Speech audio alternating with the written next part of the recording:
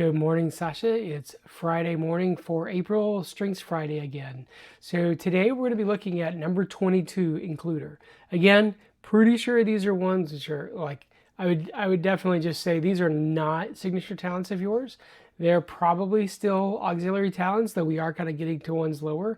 And one of the things I kind of struck on last time is, what to do with these. I mean, some of it is a little bit of how can you lean into these, but also I think as a leader, right, that it may help you to think about when I have people like this, because we're getting into areas where you're going to be different from them, or you're just, people high in these are going to see things differently than you do. It may just be helpful to have a few tips in terms of just sort of how to deal with people like this. So number 22, includer for you.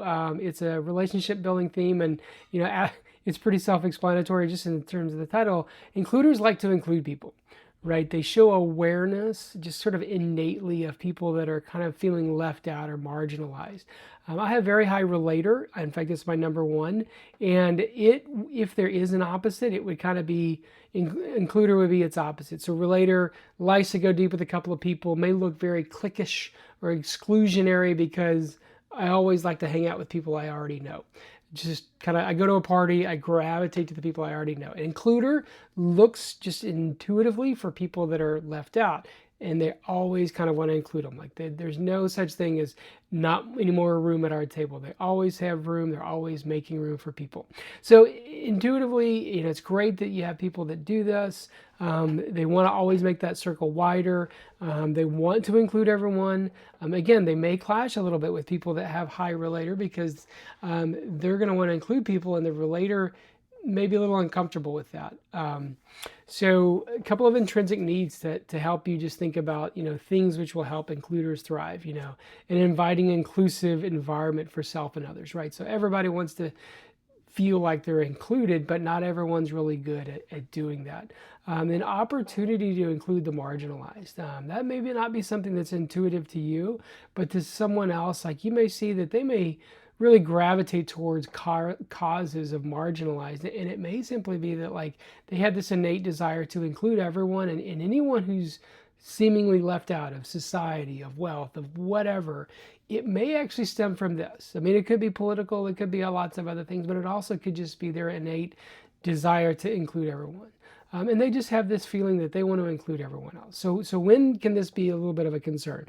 So think about a meeting, right? So you've got a meeting of 10 people, right? I know you have high command, right? And so you probably feel like once I'm ready to make a decision, let's just make a decision to move on.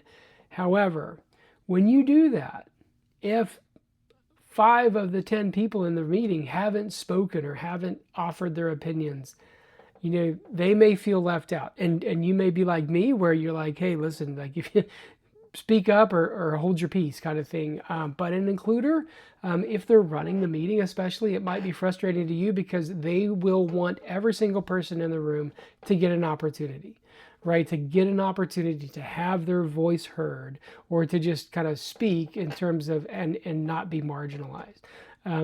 So as a leader, if you're leading the group, you may have to temper this a little bit. You may have to sort of say, hey, I know we're running out of time, but has anyone who's not said anything, do you have anything that's different or anything that we have not considered? Sometimes if there's someone who's like a deep thinker, who just likes to really process things and it takes them a while, you can even call them out a little bit, not in a bad way, but you can say, hey, John, I know that you've been back there pretty quiet and thinking deeply. You got anything to add, or does anyone else have anything to want to add? And kind of open it up that way where you don't necessarily have to go around the room and get every single person's input. Now, an includer will absolutely want to do it. So if you go into a meeting that has a high includer and they're running that meeting, you may feel like needless complexity. Why on earth does everybody have to talk? Some people don't even have anything to say, whatever, and it may frustrate you a little bit, but just understand that they're coming from a place of they want to make sure everybody gets included. So that's number 22, includer. And again, I know it's kind of lower in your auxiliary talent range, but it's also good to just kind of understand the talents. All right.